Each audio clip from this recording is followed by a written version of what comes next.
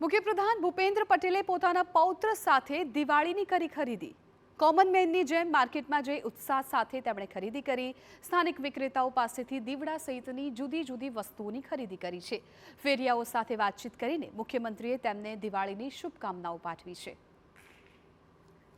तो आ तस्वीरों जुओ, आ तस्वीरों सामे आवी छे। खूब अद्भुत तस्वीरों छे। एक तरफ मुख्यप्रधान भूपेन्द्र पटेल गुजरातना नागरिकोनी दिवाળી सुधरे ए माटेना तमाम प्रयत्नो करी रह्या छे। साथे साथे परिवारनी पण दिवाळीमां तेओ सहभागी थई रह्या छे।